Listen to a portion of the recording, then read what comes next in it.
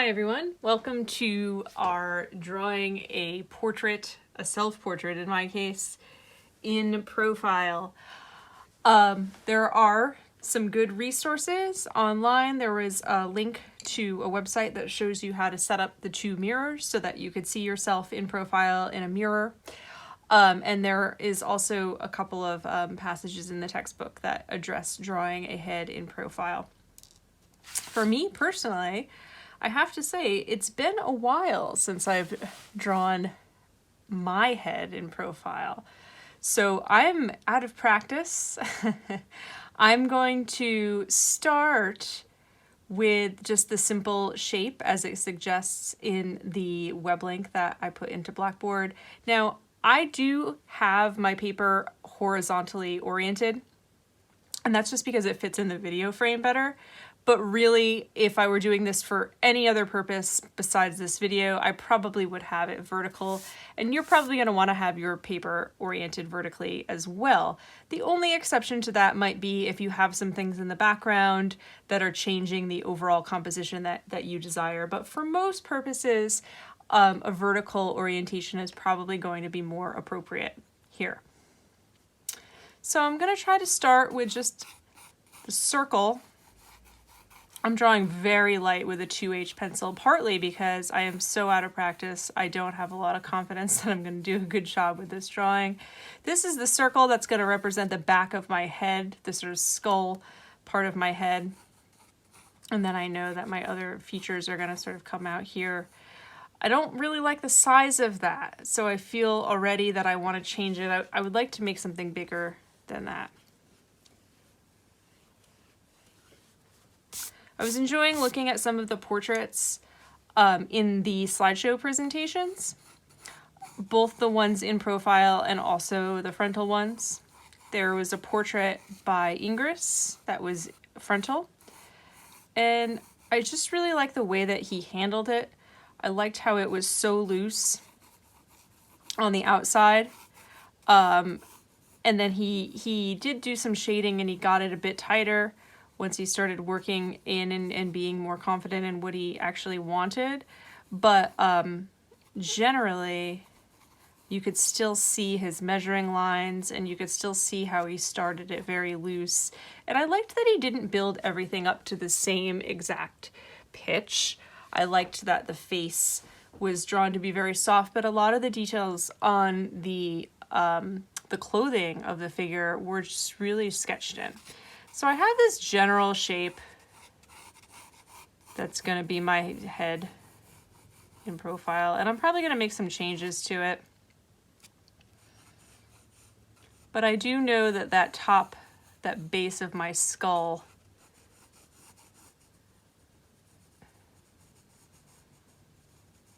is going to be. So I'm looking at, I started by sort of making the big shapes as the book suggests. But now I'm looking at the contour, almost as if, you know, when you draw the silhouette from your shadow, like when you're a kid, I'm sort of doing that. And I'm just sort of drawing the outside contour and trying to figure out where my features are. For the most part, they fit into this bigger shape that I made, but not completely. And I'm going to get rid of those lines somewhere. Now, again, I don't have to. I don't even want to get rid of all of them, but I am going to get rid of the ones that I find especially distracting.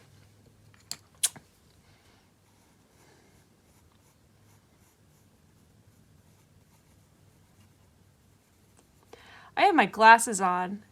I'm sure some of you wear glasses. They're hard. They can be a challenge. A lot of times I take my glasses off to do a portrait. I did in the previous video. And I did not take them off this time, and I already regret it. I will say that. They are extremely foreshortened on the opposite side, which makes it very difficult to draw.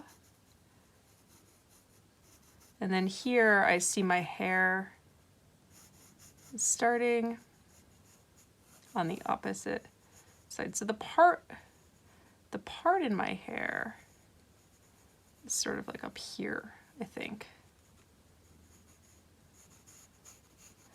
My hair is also down and very messy and wavy right now. So that's going to be pretty difficult to draw too, but not as intimidating as the glasses somehow. My hair is challenging because it's covering so many features. It's covering my ears, it's covering most of my neck. I only see this tiny little corner of my neck right now. I could kind of move it behind a little bit, but it just falls right back to where it was.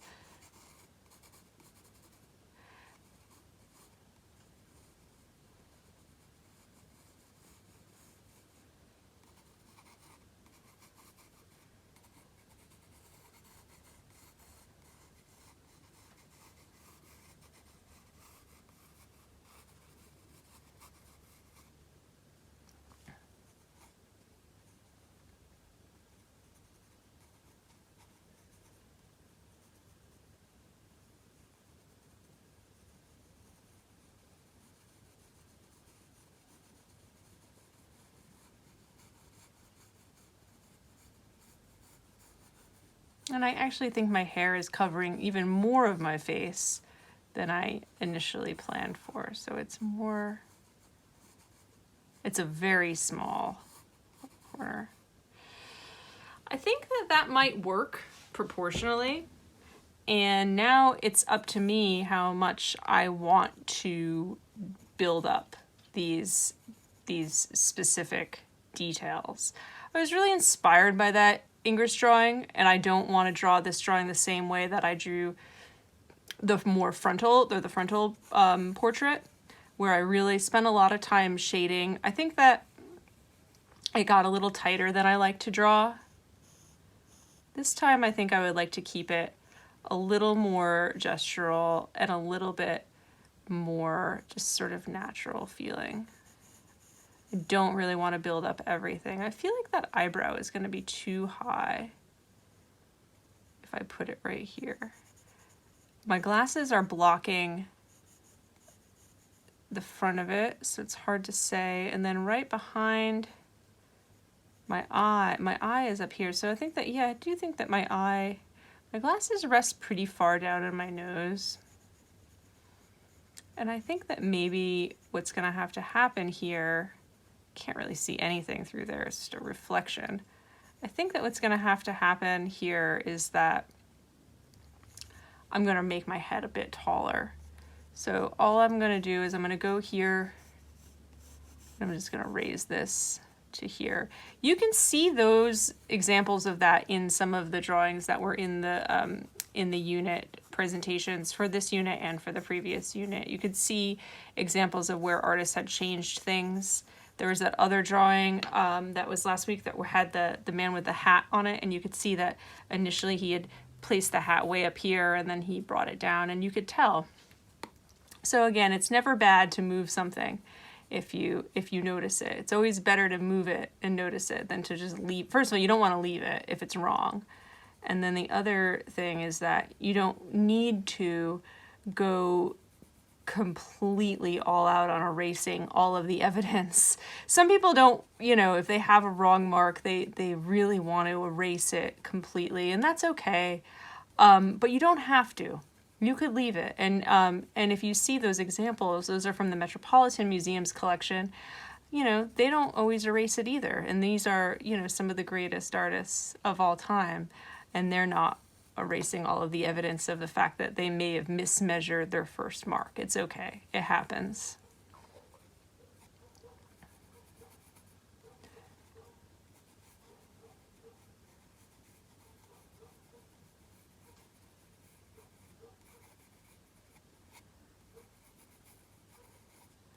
I liked how in the English drawing, he made her skin look very soft. And I think that he did that by making his shading very light and very, very minimal. So what I'm going to do to try to achieve something like that effect is I'm going to erase out some of these early lines that don't really mean anything anymore. And I'm going to try to just shade enough to make the skin look like it's soft. I'm not trying to really get the correct value because, like we talked about the other time, nothing on your skin is really pure white. So the best, if you really wanted to be accurate, you would shade the whole thing to a neutral tone and then build up or take out. But I'm not looking really for absolute accuracy. I really just sort of want to get that sense of tone that he had because I thought it was so nice. So this shadow here almost touches the eyebrow and then it goes off.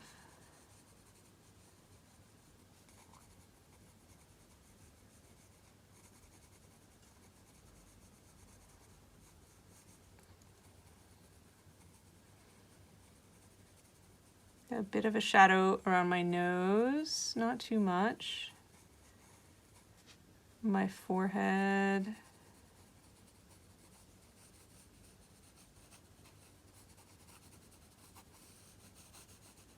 And again, we made my forehead higher, so it has to go up higher.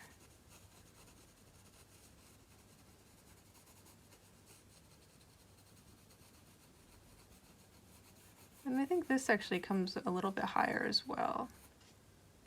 So I think I have a few more things up here to erase. I haven't done any measuring, I haven't done any checking with lines.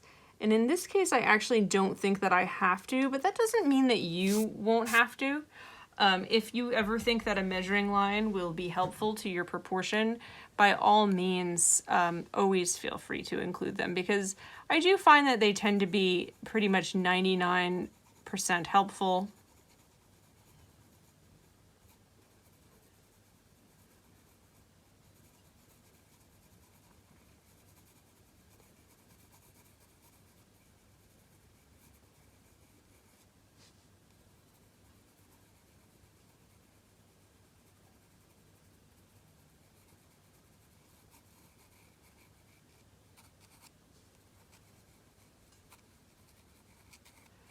I want to put a little bit of a shadow under my eye. Something I sometimes tell people to do in drawing is to, if your hands are clean, to touch here around your eye. Close your eye and just touch the area above the cheekbone where your eye is sort of set back into your skull, your eye socket area.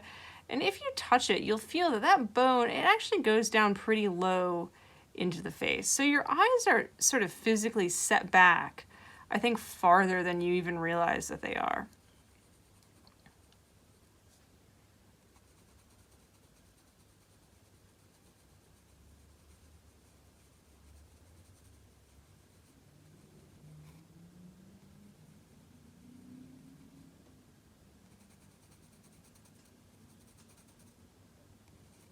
And again, I don't want to do that typical, eye that looks like this, like a cartoon character or an Egyptian hieroglyph. It's not really like that.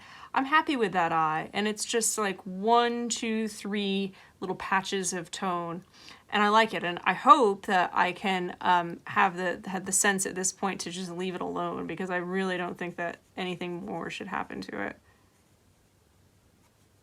So I do have a tendency to overwork things, especially something that I'm realizing now that I'm making these videos for drawing is so often I like the video about 3 minutes to 5 minutes before I finish it. That's where I feel like the drawing looks the best. And then I always go and just ruin it by adding too much. So I'm happy with the face. My hair is dark compared to my face. I don't want to put too much detail into the hair. I might need to put a little something into it just to make it look like hair, but I don't want it to be the most important part of my drawing. I do have a pretty dark area, especially here where it touches my scalp and here. And then there are dark areas within.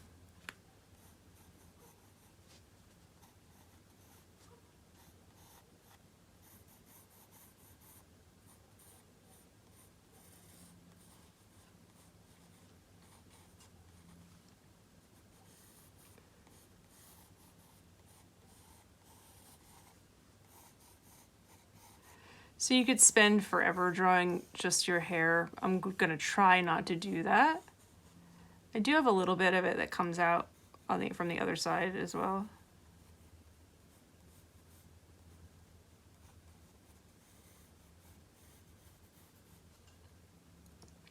But it is dark. I'm gonna hopefully not depict it as dark as it is, but it's compared to my face, compared to pretty much everything in my face, except for this, there's this one little spot of this eyebrow that gets pretty dark, and also the actual eye gets pretty dark, but my hair is just the darkest thing on the whole composition. I didn't put a lot of work into my glasses. I could have done more with them. They're just so challenging that I wanted to kind of just get them in and leave them alone and walk away.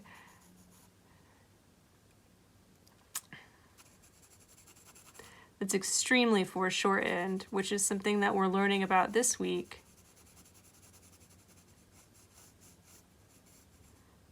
I can see my other eyebrow now. I must have moved a little bit.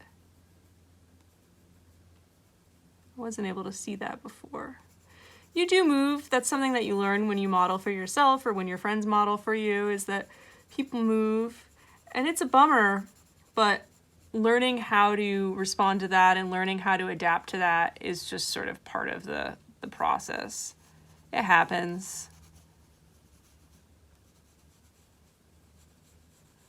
I think my head is a little bit bigger.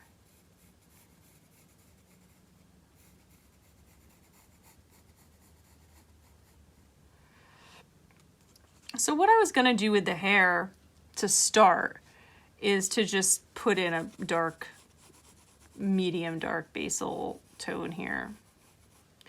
I want to try to draw it the way that I know the strands of hair are going.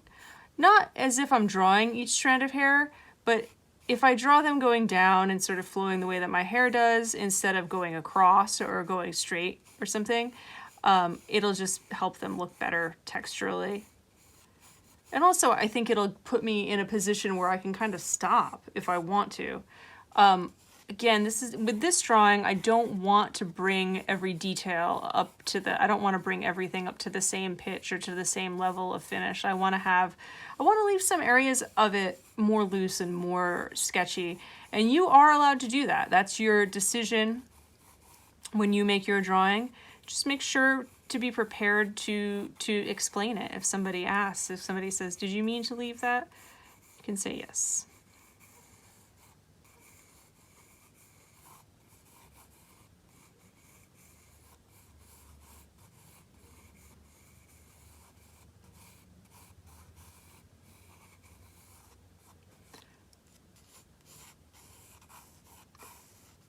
Yeah, so see, because I made my marks sort of follow the contour that the hair would, I could walk away right now and I could say, that's okay, that's not a terrible drawing. I still want to put a little bit more into it. So now I'm going to look carefully at my hair for maybe some darker areas, and I'm just going to do more with them. Hopefully that will give it a little bit of dimension.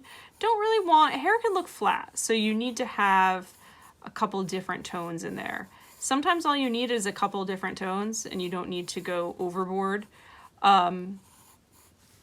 Just a highlight every once in a while, just to make it look like the light is hitting it.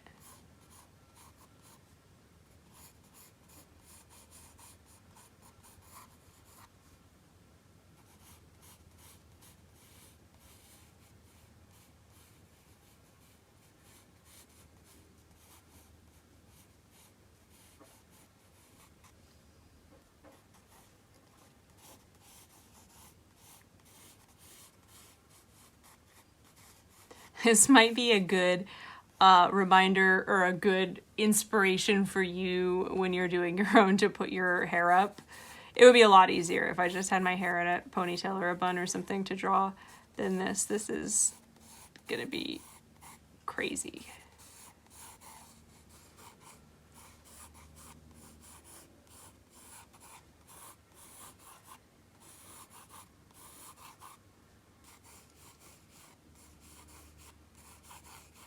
Once I get it to this point where this has been sort of generalized, I feel like I can't go any further with it generalized like that. So I'm at a point where I have to actually start looking and responding to what I'm seeing, as opposed to just drawing what I think my idea of what hair should look like. That'll only get you so far.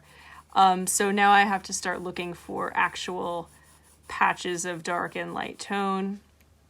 And I might have to erase out some lights because I might have just done a little bit too much. But right here I see this sort of this triangle shape. It's a solid shape of a medium dark tone. And that's an HB pencil that I was just using. I'm going to switch to a pencil that's a B. This is very dark. This is in the back. So this is coming from behind. This is on the other side of my head, and I can just see it coming from underneath my chin. So I know that this is going to be dark, and it's also going to be pretty uniformly dark because there's no light hitting it.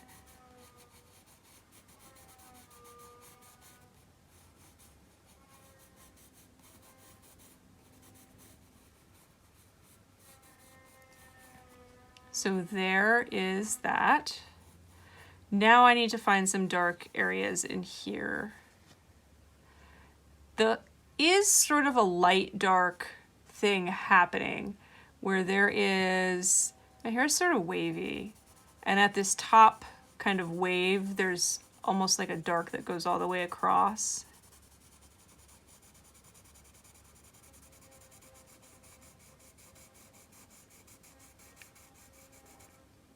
And it comes up a little bit in a couple places. I don't really have any, see the thing, you want darks and lights to give it a sense of dimension and contrast and, you know, and volume and stuff. But I don't see a lot of lights. I mean, there's nothing on my hair at all that's lighter or nearly as light as my face. So that's gonna be a little bit of a challenge. Again, good reason to tie your hair up before you do your profile self-portrait. This is a pain in the neck. If you want to, I don't know what kind of inspiration you take from the slideshows and things. If you wanted to draw this figure or this portrait in some sort of a context, that might be a good thing to do. Right now I'm just in my bedroom where I make these videos, but I could have drawn myself as if I were engaging in an activity, or maybe sitting in a restaurant or something. You can put any sort of a scene in here if you want to. Try to make it observed and not imagined, although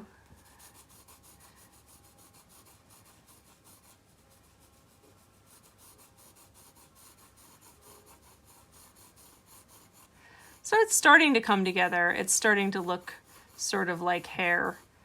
And I'm continuing to follow that contour. I'm continuing to follow the shapes that the hair makes. This is still too light, but I think it's gonna work, or I can make it work. Or I'll just make the darks a bit darker.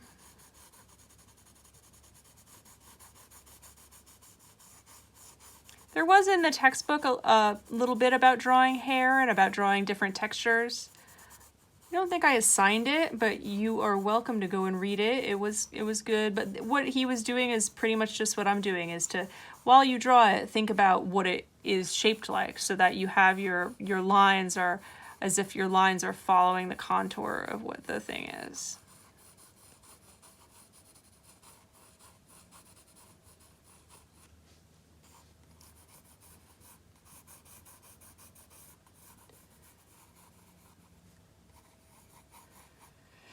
And now I'm gonna keep looking for more big shapes. I think this works as kind of a wavy piece, so I'm gonna try to find another one. And there's sort of another one here that goes.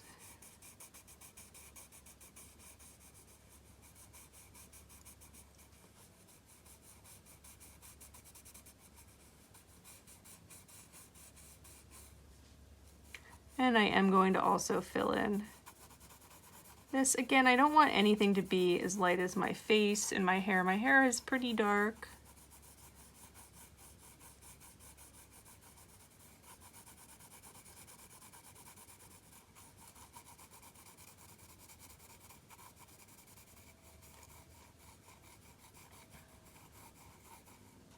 I'm going to end up spending more time drawing this hair than I did on the face, and that feels not good to me. That wasn't my goal for this. I wanted to really look at the face and measure and think about, but I'm happy with the face. I like the way it looks, and I don't wanna overwork it. I am not happy with the hair, so I guess I'm gonna keep going until I get something that I feel okay about.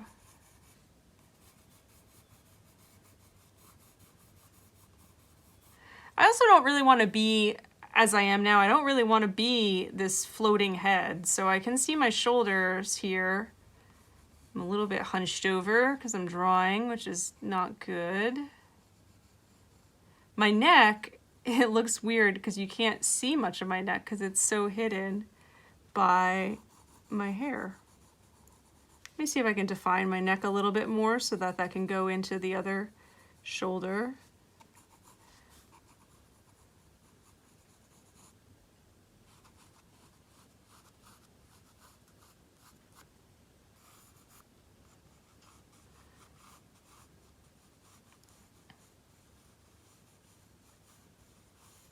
So that's not, I mean, that's like nothing, that's just a little bit of a, oh no, you can't see it in the video. I'm gonna move my paper up. So I just put in this little tiny, just a suggestion of where my shoulder is, of where my back is, and of where my neck kind of goes into my chest here. My hair is obscuring this part here, which is like comes here. So that's a little bit confusing, but it looks better than just having this floating head with no context. So even if that's all you get, even if all you get is just a suggestion of a body like that, it's still going to be better than having nothing at all. Don't just draw a floating head.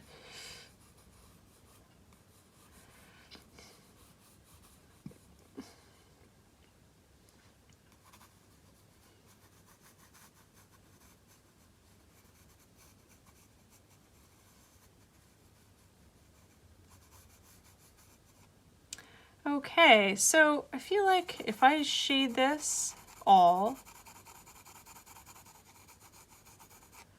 this is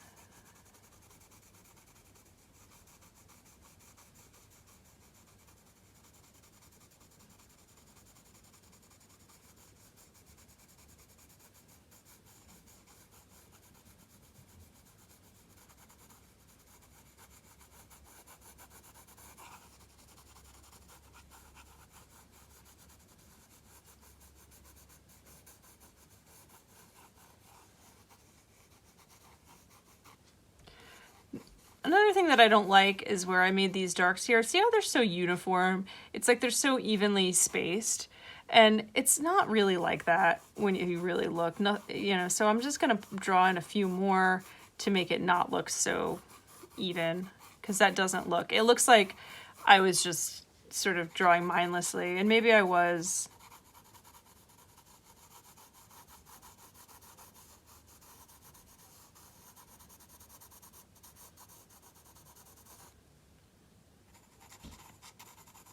But the hair I feel is getting better. It's starting to look more like hair. So that is your profile portrait. I'm gonna spend a little bit more time on my hair, just filling in the shading, and but I don't think I'm gonna work on the facial features anymore. I feel like they're proportional, and I feel like I like the way that they are. I got the sort of the sense of touch and the sense of surface of them that I wanted to. That was my goal, was I wanted to make something that looked really sensitive and really light and not overworked, like the way that the Ingress drawing was from the last unit's presentation. And I think that I was successful in achieving that in the face, but the hair, to me, I think even if I get it to be correct, it's still gonna look really heavy, and I didn't really want anything in this drawing to be really heavy. So I will admit I'm a little bit disappointed with the hair. Even if it comes out good, it's not what I wanted. So that's how I'm feeling about that.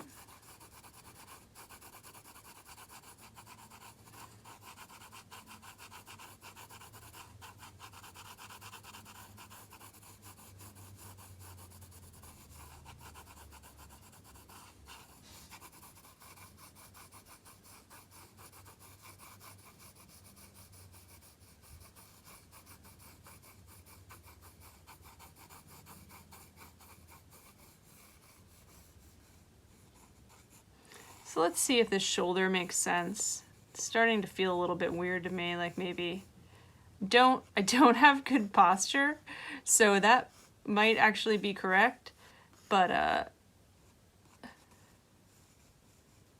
let's see now. I have an opportunity, I think, to actually drop some measuring lines.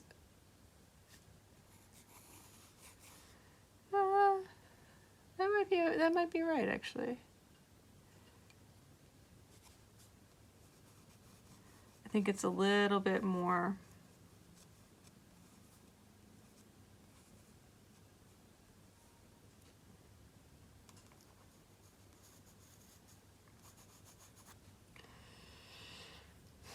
Okay, so what am I gonna do now? I'm okay with this. I can live with this.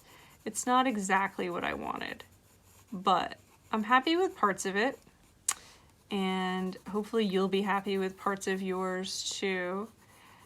And if you get stuck on something like this, like the hair, like as I am now, you are welcome to go back into the textbook. They do give a couple bits of advice about drawing hair, textures, surfaces. My problem is that I feel like it's like two different drawings. So even if I get the texture of the hair looking good, it's not going to look like it goes with this very light, delicate face.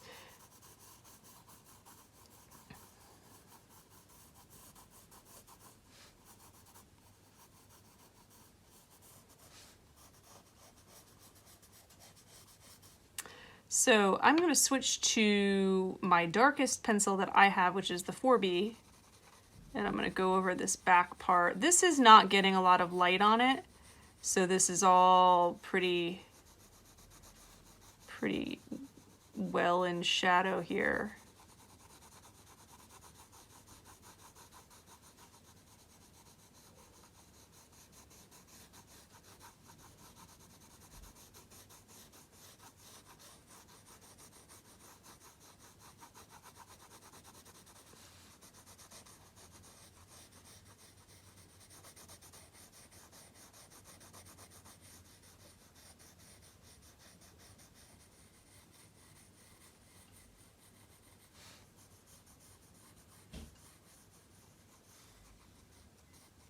And a little bit more. I'm going to do another dark section.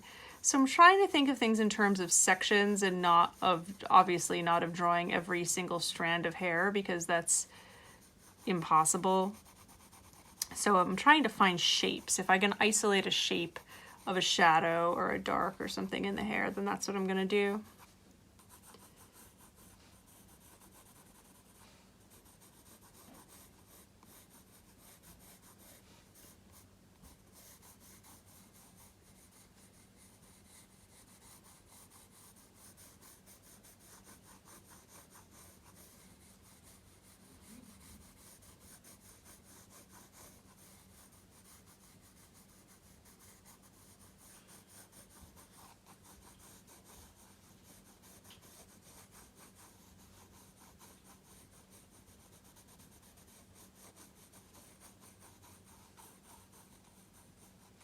It does get lighter as it gets more towards my face. Looks like the light source is hitting me right about here, so that means that the hair that's behind is dark.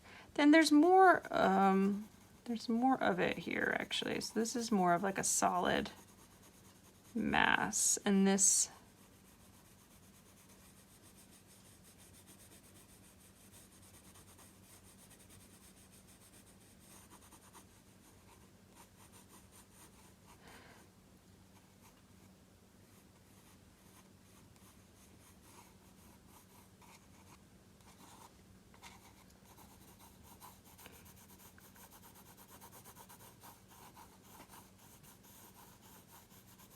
So this is a hard thing, is this idea about tonality, because even though I do have lights and darks in the hair, just as I have lights and darks in anything else, I want to get a range, but I don't want any of my lights to be too light, because then it looks like I have like streaky hair, or it doesn't. So you need to have kind of a limited range, but you still want to be able to express that range.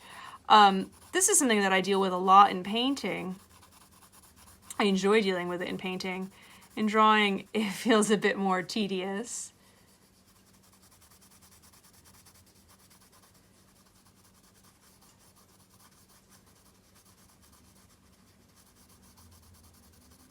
But I feel like if I could just make these lights all darker, it'll sort of close up that value range, and you'll still have a sense of that it's flowing hair, there's dimension to it, but it won't be as streaky, stripy, unnatural looking.